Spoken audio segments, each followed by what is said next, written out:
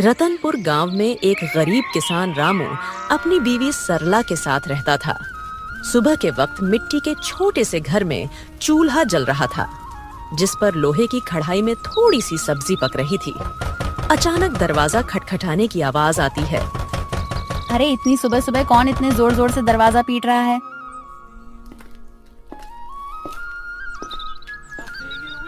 दरवाजा खोलते ही सेठ हरीलाल गुस्से में लाल पीला खड़ा था, जो कि बहुत लालची और चालबाज है।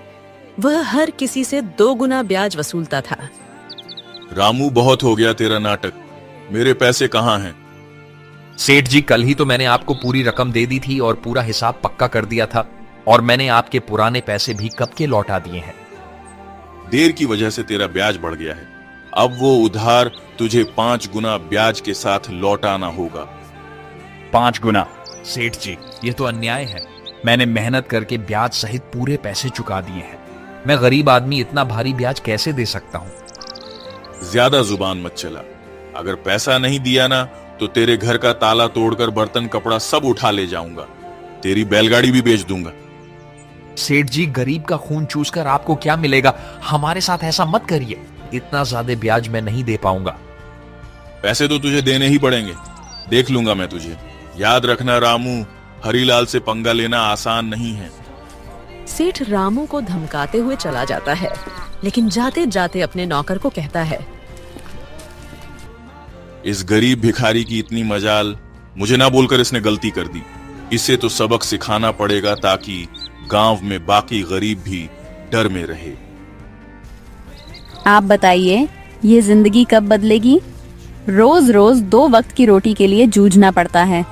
कभी मन करता है घर की टूटी छत ठीक करवा दूं, तो कभी सोचती हूँ कि हमारे पास भी अच्छे कपड़े हों, लेकिन लगता है किस्मत ने हमें बस तंगी ही दी है। मुझे पता है तुम्हें तकलीफ है, पर मैं क्या करूं? खेत छोटे हैं, बारिश वक्त पर नहीं होती, ऊपर से कर्ज का बोझ भी सर पर है। मैं दिन रात मेहनत करूं, तब हमारे हिस्से में यही नमक रोटी आती है। मेहनत? हाँ, मेहनत तो आप करते हैं, लेकिन भगवान हमारी सुनता ही कहाँ है। लगता है जैसे भाग्य ने हमें इस गरीबी में ही सड़ने के लिए भेजा है। सरला ने आह भरी, पर चुपचाप सब्जी पकाने लगी।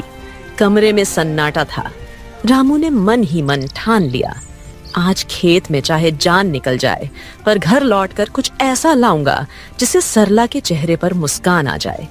रामू को नहीं पता था कि आज का दिन उसकी जिंदगी की सबसे बड़ी कहानी की शुरुआत करने वाला है। सुबह के वक्त रामू खेत जाने के लिए घर से निकल रहा है। सुबह की हल्की हल्की धूप खेतों पर पड़ रही थी। सरला के मन में आज कुछ हलचल सी चल रही थी। रामू रोज गांव के बीच से होकर जाने वाला रास्ता मंदिर के पास से गुजरता था। रामू रोज इसी रास्ते से जाता था, क्योंकि यही सबसे छोटा और आसान रास्ता था। मंदिर में उस वक्त बस पुजारी ही थे जो सफाई कर रहे थे। प्रणाम पंडित जी, कैसे हैं आप? तबीयत ठीक है ना आपकी? हाँ बेटा, सब अच्छा है। भगवान का आशीर्वाद तुझ पर हमेशा बना रहे। पुजारी से बात करके रामू अपने खेत की तरफ निकल जाता है। उसी शाम गांव का सबसे अमीर सेठ हरीलाल अपने नौकर के साथ बैठा था। वह बहुत लालची और चालाक था। उसके मन में एक खतरनाक योजना पनप रही थी। सेठ हरीलाल अपने बड़े से घर में खाट पर बैठा पान चबा रहा था। पास में उसका नौकर कालू खड़ा था। अरे कालू सुन, मंदिर के गहनों को देखकर मेरा जी ललचा गया है। कल रात मंदिर में जो सोने चांदी के गहने हैं ना, वो मेरे घर में होने चाहिए। गांव वाले मेरी इज्जत करते हैं, लेकिन पैसा और बढ़ाना है मुझे। सेठ जी, पर यह तो पाप का काम होगा। भगवान के घर से गहने चुराना अच्छा नहीं लगेगा। अरे मूर्ख, भगवान को क्या जरूरत है गहनों की? उनका क्या होगा इनसे? असली भगवान तो पैसा है, और पैसा इंसान के हाथ में अच्छा लगता है। पर गांव वाले अगर उनको पता चल गया तो? बस यही तो मजा है। चोरी हम करेंगे और इल्जाम किसी और पर लगेगा। पता है किस पर? उस गरीब रामू पर। आज उसकी और उसकी बीवी की जुबान बहुत ज्यादा ही चल रही थी। रामू, वो तो रोज मंदिर के पास से ही अपने खेत के लिए जाता है ना? हाँ, हम इसी बात का फायदा उठाएंगे। सबको लगेगा कि उसी ने चोरी की। गांव वाले पहले ही उसे तिरछी नजरों से देखते हैं। बस आज रात ही हम अपना काम कर देंगे और सुबह हंगामा हो जाएगा। तू बस ये याद रख, कोई गलती नहीं होनी चाहिए। आधी रात को हम मंदिर में घुसेंगे, गहने उठाएंगे और अपने गोदाम में छुपा देंगे। सुबह मैं खुद शोर मचाऊंगा और रामू का नाम लूंगा। कालू डरते डरते सिर हिलाता है और अपने सेठ की बात मान लेता है। रात का समय था। गांव में हर तरफ सन्नाटा था। बस कहीं कहीं कुत्तों के भौंकने की आवाज आ रही थी। उस रात सेठ लालच में अंधा हो जाता है और इस घिनौनी साजिश को अंजाम देता है। अपने नौकर से मंदिर में चोरी करवाता है।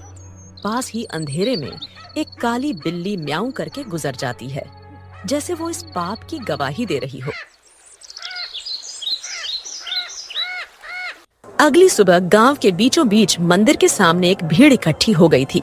हर कोई जोर जोर से बातें कर रहा था। माहौल में घबराहट और गुस्से की गूंज थी। अरे यह क्या हो गया? मंदिर के सारे सोने के गहने रातों रात गायब हो गए। इतना बड़ा अपशकुन, भगवान के गहने चुरा ले गया कोई। ये तो बहुत बुरी बात है। इसी बीच रामू रोज की तरह खेत की तरफ जाने के लिए उसी रास्ते से गुजर रहा था। भीड़ देखकर वो रुक गया और पास आ गया। अरे क्या हो गया भाई लोग, इतनी सुबह सुबह ये भीड़ किस बात की है? अरे रामू, तूने सुना नहीं, मंदिर में चोरी हो गई। भगवान के सारे गहने कोई उठा ले गया। रामू यह सुनकर चौंक जाता है। भीड़ में खड़ा सेठ, जो असल में चोरी किया था, वह बहुत मासूम बन रहा था। पंडित जी आप बताइए, कल रात तक तो गहने मंदिर में थे, फिर अचानक कौन ले गया? आप बताइए पंडित जी, क्या आपने मंदिर के आसपास किसी को आते जाते देखा है? आपको किसी पर शक है क्या? अरे मैंने देखा है रामू, रोज मंदिर के रास्ते से आना जाना करता है। सेठ जी, कल तक तो सब कुछ ठीक ठाक था। मंदिर के पास से तो कई लोग गुजरते हैं, लेकिन रोज सुबह सुबह खेत की तरफ जाने के लिए रामू इधर से निकलता है। मगर रामू ऐसा काम करेगा मुझे नहीं लगता। अरे पंडित जी, जमाना खराब है, आदमी की नीयत कब बदल जाए क्या पता। और वैसे भी जिसने किया है वो मुंह से कभी मानेगा नहीं। मैंने अपनी आंखों से देखा है। रात को जब मैं खेत की तरफ जा रहा था, रामू मंदिर के पास चुपके चुपके घूम रहा था। ये क्या कह रहे हो आप लोग? मैंने कोई चोरी नहीं की है। इतना बड़ा पाप मुझ पर मत डालो। अरे हाँ, ये गरीब आदमी है, पैसों की तंगी में है, ये कर भी सकता है ये काम। ये लोग मुंह पर अच्छे बनते हैं। अरे भगवान से डरिए आप लोग, हमने कुछ नहीं किया। हम गरीब जरूर हैं, लेकिन चोर नहीं। मेरे पति जितना ईमानदार इंसान इस पूरे गांव में कोई नहीं है।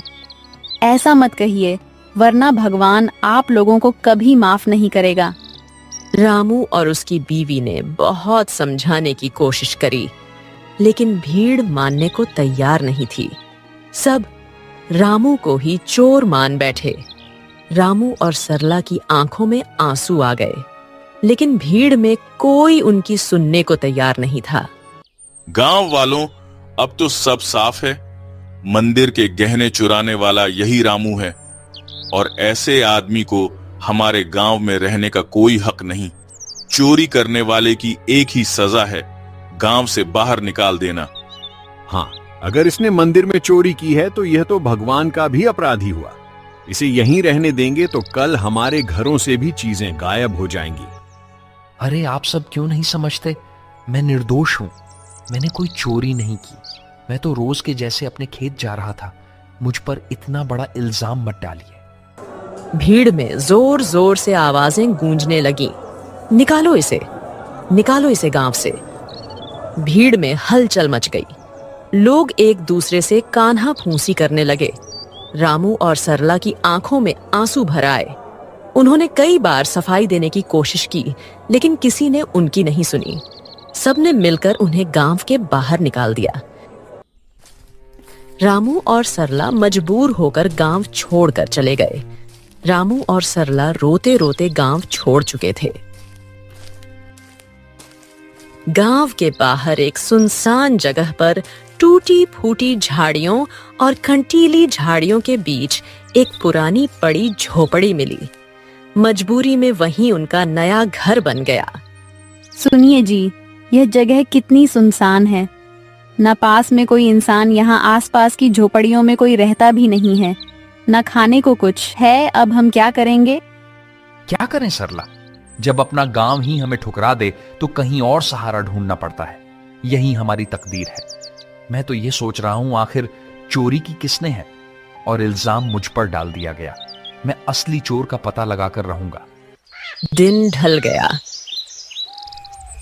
सरला रोते रोते सो गई। रामू सारी रात परेशान बैठा रहा।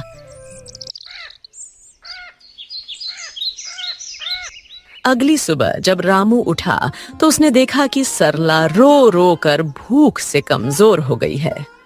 सरला, तुम यहीं रहो, मैं कुछ खाने के लिए लाता हूं, फिर अपने खेत जाऊंगा दूसरे गांव से होते हुए। तुम दरवाजा अंदर से बंद करके आराम करो। इतना कहकर रामू जंगल की ओर चल गया।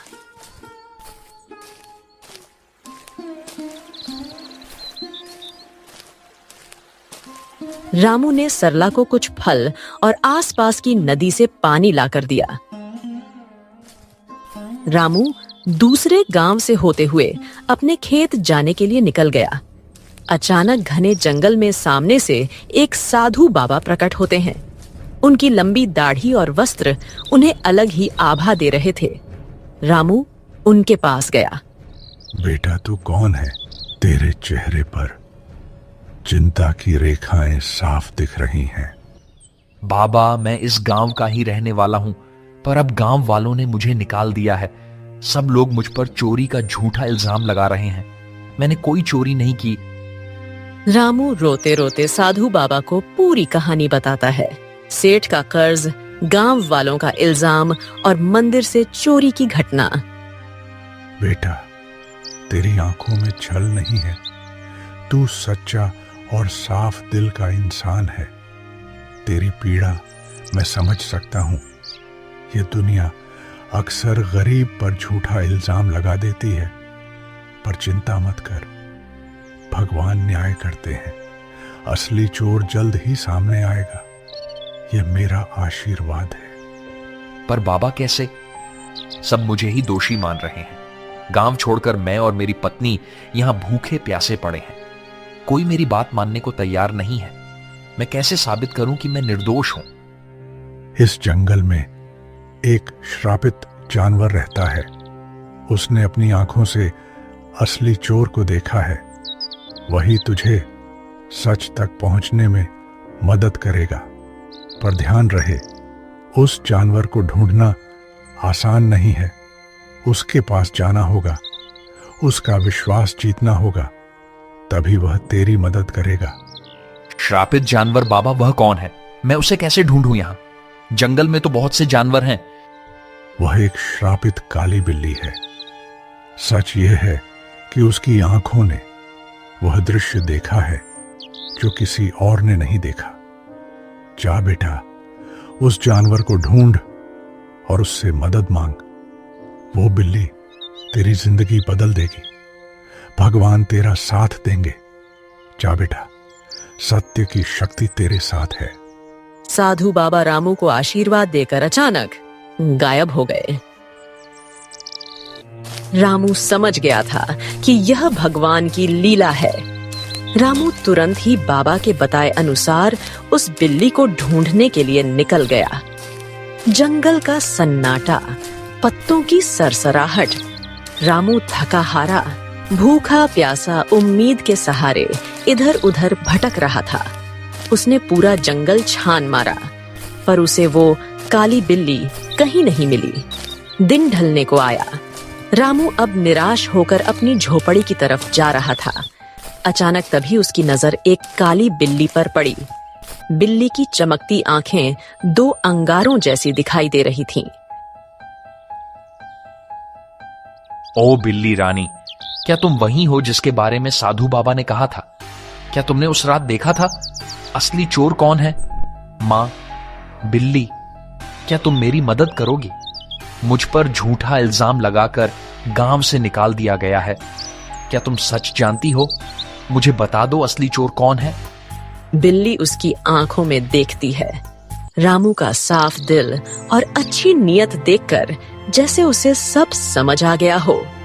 अचानक बिल्ली की आंखों से एक अजीब सी चमक निकलती है और वह इंसानी आवाज में बोल उठती है। रामू, तुम्हारे साथ बहुत बड़ा अन्याय हुआ है। मंदिर के गहने तुमने नहीं चुराए। असली चोर तुम्हारे गांव का सेठ और उसका नौकर है। दोनों ने मिलकर मंदिर से गहने चुराए और चोरी का इल्जाम तुम्हारे सिर पर चढ़ा दिया ताकि कोई शक न करे। सेठ जानता था कि तुम गरीब हो, तुम्हारे पास कोई सबूत नहीं होगा, इसलिए उसने चालाकी से तुम्हें बलि का बकरा बना दिया। क्या गांव का सेठ, वही जो सबसे धर्म और दान की बातें करता है, और उसका नौकर भी तो यही सच्चाई है? गांव वालों ने मेरी ईमानदारी पर शक किया और असली अपराधी चैन से सो रहा है। मां बिल्ली, अब मैं क्या करूं? यह सच गांव वालों तक कैसे पहुंचाऊं? समय आने दो रामू, सच को कोई दबा नहीं सकता। मैं तुम्हारी मदद करूंगी। तुम मुझे कल गांव लेकर चलो। मैं वहां जाकर सबको सारी सच्चाई बताऊंगी और तुम्हें निर्दोष साबित करूंगी। रामू को बिल्ली की बातें सुनकर राहत मिलती है।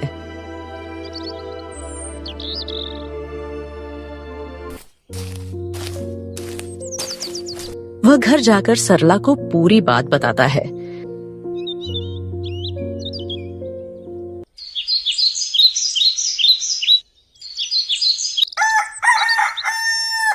अगली सुबह रामू और सरला बिल्ली को लेकर गांव जाते हैं और सबको बुलाते हैं। गांव वालों, आप सबने मुझे चोर बोलकर गांव से निकाल दिया था, पर असली चोर अभी भी गांव में ही बैठा है। आज मेरे पास एक गवाह है जो मुझे निर्दोष साबित करेगा। गांव वालों सुनो, असली चोर रामू नहीं है। मैंने अपनी आंखों से देखा है। मंदिर के गहने सेठ और उसके नौकर ने मिलकर चुराए हैं। अगर तुम्हें यकीन नहीं होता तो सेठ के घर जाकर देखो, मंदिर के गहने वहीं मिलेंगे। अरे, यह बिल्ली बोल कैसे रही है? चलो हम जाकर देखते हैं सेठ के घर गहने हैं या नहीं। वैसे भी सेठ ही हमें हमेशा धोखा देता रहा है। बिल्ली को बोलता देख सब चौंक जाते हैं और गांव के कुछ लोग सेठ के घर जाते हैं। उनको गहने सेठ के घर में मिल जाते हैं। अब पूरे गांव में बातें होने लगी। सेठ चोर है, सेठ चोर है। सब बोलने लगे। सेठ ने चालाकी से अपने नौकर को इशारा करा और सारा इल्जाम नौकर पर डाल दिया। अरे नहीं नहीं, मैं चोर नहीं हूं। ये सब मेरे नौकर की करतूत है। उसने ही चोरी की है। मैं तो खुद हैरान हूं। झूठ मत बोलिए सेठ जी, आप सबसे ब्याज में 4 गुना पैसे वसूलते हो, अब चोरी भी करवा रहे हो। ठीक है, अगर तुम सब कहते हो तो इस नौकर को सजा मैं दूंगा, क्योंकि यही असली चोर है। मुझे इस बारे में कुछ नहीं पता था। सेठ ने पूरे गहने वापस मंदिर में रखवा दिए। अब गांव में उसकी कोई इज्जत नहीं करता है। पूरे गांव वालों ने रामू से माफी मांगी। उन्हें अपनी गलती का एहसास हो गया। सबने पूरे आदर सम्मान के साथ रामू और सरला को गांव वापस बुलाया।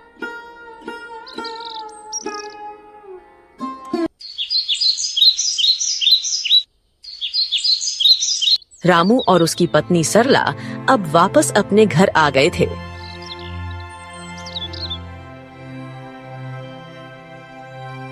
शाम का समय, हल्की ठंडी हवा चल रही है। रामू बोलने वाली बिल्ली के साथ खेत की तरफ जा रहा था।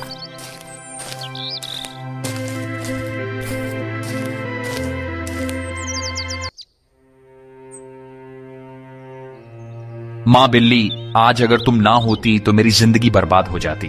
तुम्हारे ही कारण ही मुझे इज्जत वापस मिली। तुम्हारा बहुत बहुत धन्यवाद। रामू, अब मुझे तुमसे एक आखिरी बात कहनी है। अचानक तेज रोशनी बिल्ली के चारों ओर फैलने लगती है। बिल्ली चमकने लगती है और पल भर में वह एक सुंदर अप्सरा में बदल जाती है। रामू आश्चर्य से पीछे हट जाता है।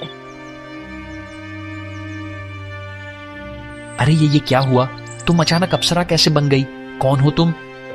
हाँ रामू, मैं एक अप्सरा ही हूँ। मुझे स्वर्ग से श्राप मिला था। मैं इस श्राप से मुक्त होने के लिए ही धरती पर आई थी।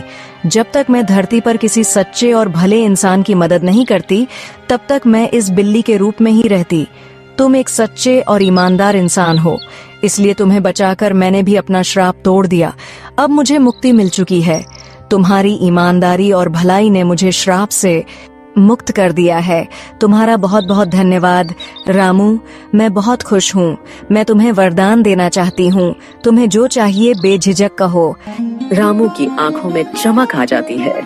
वह भावुक होकर अप्सरा को प्रणाम करता है। देवी, मेरी जिंदगी गरीबी से घिरी हुई है। मैं दिन रात खेतों में मेहनत करता हूँ, मगर फसल कभी अच्छी नहीं होती। ऊपर से कर्ज का बोझ है। मेरे परिवार के लिए 2 वक्त की रोटी जुटाना भी मुश्किल हो जाता है। रामू, मैं तुम्हें वरदान देती हूँ। तुम्हारी परेशानी अब समाप्त होगी।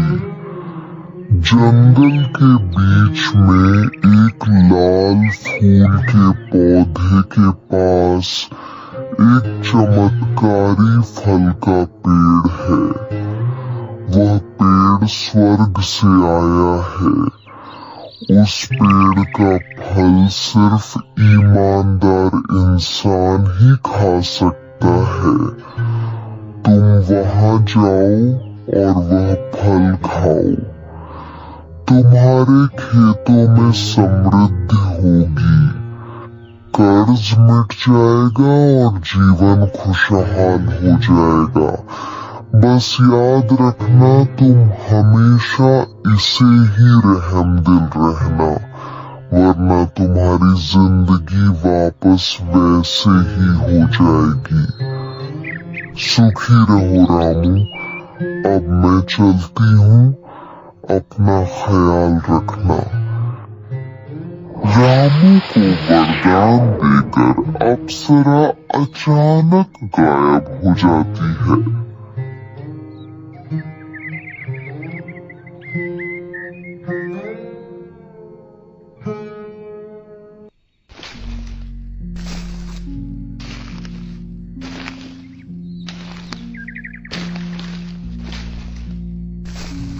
रामू जंगल में चारों तरफ उस चमत्कारी पेड़ को ढूंढता है।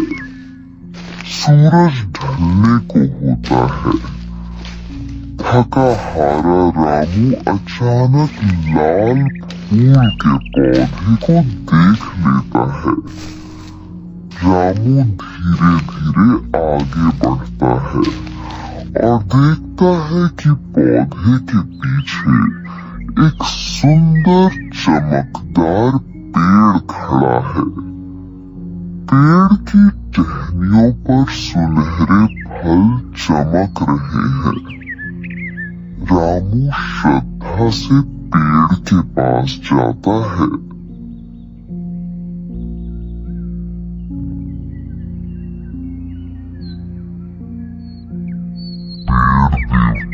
मुझे अप्सरा ने आपके पास भेजा है। मैं गरीब किसान रामू हूँ। क्या मैं आपके फल खा सकता हूँ? अचानक पेड़ से आवाज आई।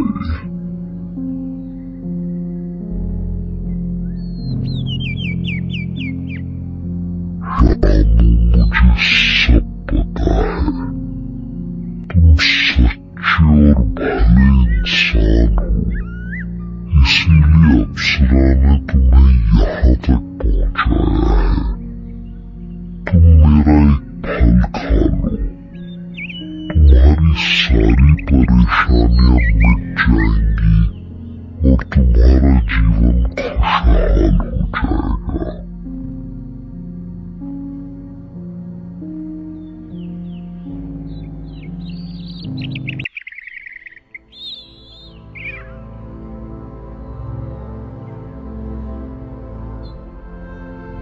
रामू पेड़ से एक सुनहरा फल तोड़कर खाता है।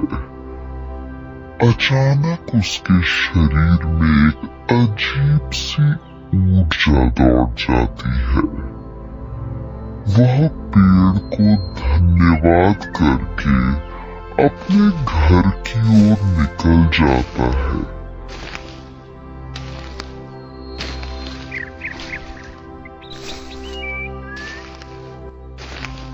और जैसे ही वह घर के पास पहुंचता है, उसकी झोपड़ी एक सुंदर बड़ा आलीशान घर में बदल जाती है। रामू दंग रह जाता है। उसकी पत्नी बाहर आकर चौंक जाती है।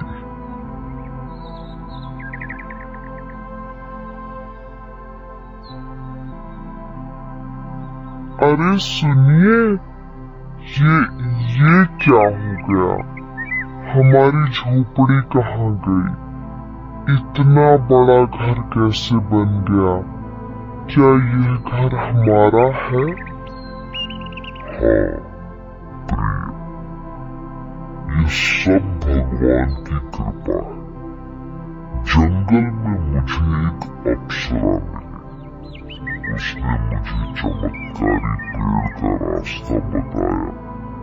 उस पेड़ ने मुझे फल दिया और जैसे ही मैंने खाया, हमारी किस्मत बदल गई। रामू ने सरला को उस स्वर्ग से आई श्रापित बिल्ली की पूरी कहानी बताई। इतने सालों की गरीबी के बाद अब हमारी जिंदगी बदल गई। भगवान का बहुत बहुत धन्यवाद। हाँ, मगर याद रखना, ये चमत्कार हमें सिर्फ इसलिए मिला है क्योंकि हमने कभी बेईमानी नहीं की। ये वरदान हमें हमारी मेहनत और ईमानदारी की वजह से मिला है।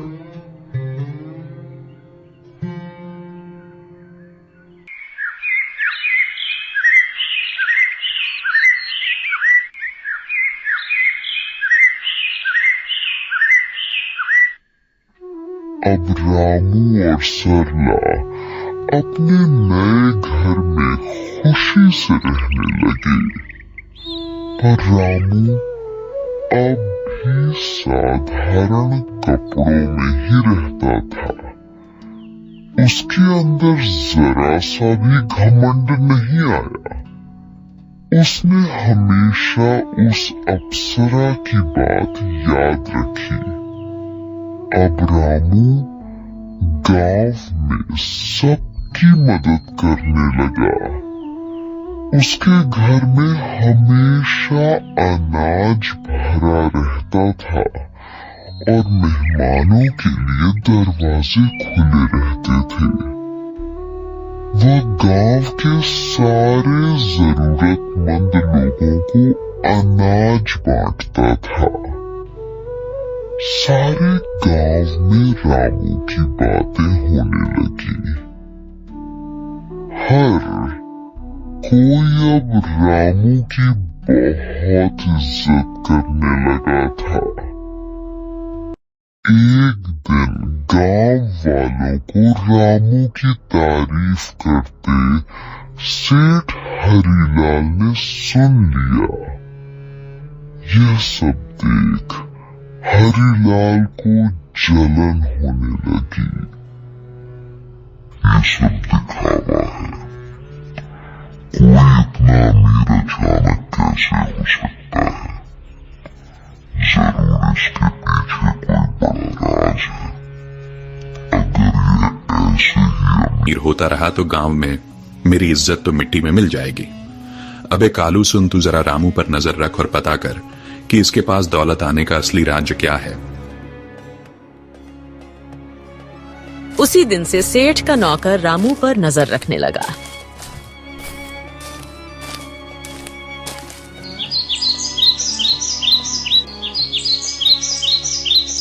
एक दिन सेठ का नौकर रामू का पीछा कर रहा था। उसने देखा कि रामू जंगल में जाकर उस चमत्कारी पेड़ से बात कर रहा है। कालू चुपके चुपके रामू की सारी बातें सुन रहा था।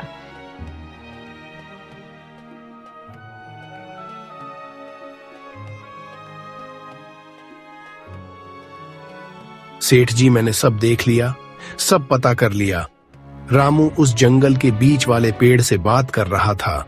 उसने उस पेड़ का फल खाया है, जिसकी वजह से उसकी गरीबी दूर हुई और वह अमीर बन गया। क्या सच में? तो चल अभी उसी पेड़ के पास चलते हैं। अगर रामू अमीर हो सकता है तो मैं क्यों नहीं? मैं तो उससे भी बड़ा अमीर बनूंगा। मेरे पास तो पहले से ही ताकत और पैसा है। उस पेड़ को मैं अपनी मुट्ठी में कर लूंगा। सेठ लालच में आकर तुरंत अपने नौकर के साथ जंगल की ओर निकल गया। पर उसे क्या पता था, आज यह लालच उसे ले डूबेगी। वो लोग पेड़ के पास पहुंचे और फल तोड़ने की कोशिश करते हैं, पर एक भी फल उनसे नहीं टूटता। सेठ गुस्से में आकर पेड़ से कहता है, ओ पेड़, सुना है तूने रामू को फल देकर अमीर बनाया है। अब मुझे भी अपने फल दे, जल्दी कर। मैं इस पूरे गांव का सबसे बड़ा आदमी हूं। अब मैं और भी शक्तिशाली बनना चाहता हूं। सेठ, तू लालची है, अहंकारी है और बेईमान है। मैं अपना फल सिर्फ उसी को देता हूं जिसके दिल में दूसरों के लिए करुणा हो, जो ईमानदार हो और सच्चा हो। तेरे दिल में सिर्फ लालच और घमंड है, इसलिए तुझे कभी यह फल नहीं मिलेगा। क्या कहा? तू मुझे फल नहीं देगा? अरे मूर्ख पेड़, अगर तू मुझे फल नहीं देगा तो मैं तुझे जड़ से काट दूंगा। तेरे जैसे 1000 पेड़ मैं खरीद सकता हूं मैं। अब तू देख, तुझे काट कर मैं तेरे सारे फल ले लूंगा। अबे कालू, कुल्हाड़ी उठा और इसे काट डाल। गांव जाकर उस रामू को भी आज मैं खत्म कर दूंगा। कालू भाग कर जाता है और कुल्हाड़ी लेकर आता है। सेठ पेड़ को अपने पैर से मारने लगता है और उसका नौकर कुल्हाड़ी से पेड़ काटने की कोशिश करता है, लेकिन कुल्हाड़ी लगते ही चिंगारियों में निकलती है। अचानक आसमान से बिजली गिरने लगी और तेज हवा चलने लगी। ठहरो, तुम दोनों को अपने लालच और पाप का फल अब यही मिलेगा। तुम्हें दूसरों की मेहनत और भलाई से जलन थी, अब तुम्हें इसका परिणाम भुगतना होगा। अचानक पेड़ से एक चिंगारी निकलती है। सेठ और उसका नौकर वहीं जलकर राख हो जाते हैं। सच्चाई और ईमानदारी की राह चाहे कितनी भी कठिन क्यों ना हो, अंत में जीत हमेशा अच्छाई की ही होती है। लालच और बेईमानी इंसान को कभी सुख नहीं दे सकते। भगवान भी उसी का साथ देते हैं जिसका दिल साफ हो और जो दूसरों की मदद करता है। इसीलिए हमें हमेशा नेक रास्ते पर चलना चाहिए।